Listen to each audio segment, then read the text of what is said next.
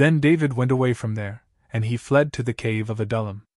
And when his brothers and all of his father's house had heard of it, they descended to him there. And all those left in distress, or oppressed by debt to strangers, or bitter in soul, gathered themselves to him. And he became their leader, and about 400 men were with him. And David set out from there to Mizpah, which is of Moab. And he said to the king of Moab, I beg you, let my father and my mother remain with you, until I know what God will do for me. And he left them before the face of the king of Moab. And they stayed with him for all the days that David was in the stronghold. And the prophet Gad said to David, Do not choose to stay in the stronghold. Set out and go into the land of Judah. And so David set out, and he went into the forest of Hereth.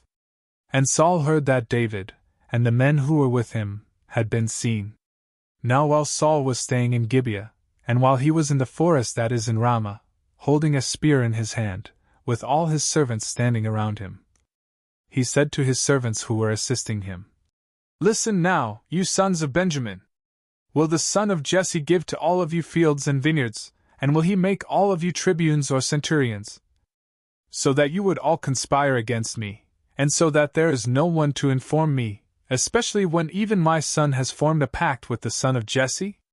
There is no one among you who grieves for my situation, or who would report to me.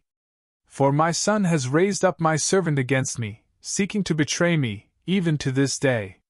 Then Dog, the Edomite, who was standing near, and who was first among the servants of Saul, responding, said, I saw the son of Jesse in Nob with Ahimelech, the son of Ahitub, the priest. And he consulted the Lord for him, and he gave him food. Moreover, he gave him the sword of Goliath, the Philistine. Then the king sent to summon Ahimelech, the priest, the son of Ahitub, and all of his father's house, the priests who were in Nob, and they all came before the king. And Saul said to Ahimelech, Listen, son of Ahitub. He responded, Here I am, Lord. And Saul said to him, Why have you conspired against me, you and the son of Jesse? For you gave him bread and a sword, and you consulted the Lord for him, so that he might rise up against me, continuing as a traitor even to this day. And responding to the king, Ahimelech said, But who among all your servants is as faithful as David? And he is the son-in-law of the king, and he goes forth at your order, and he is a glory within your house. Did I begin to consult the Lord for him today?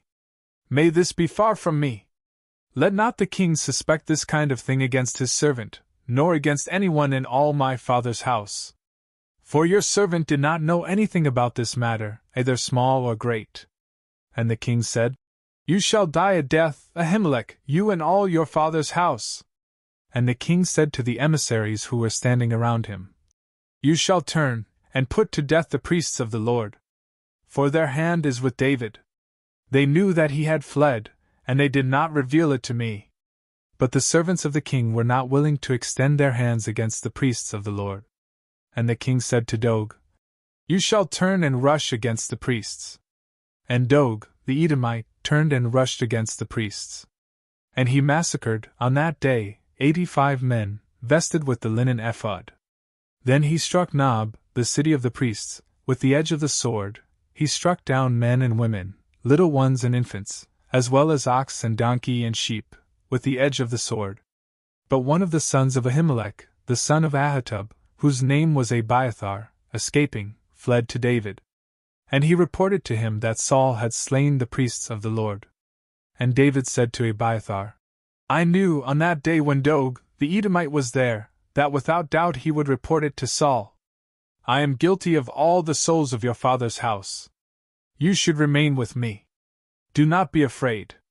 For he who seeks my life seeks your life also, but with me you shall be saved.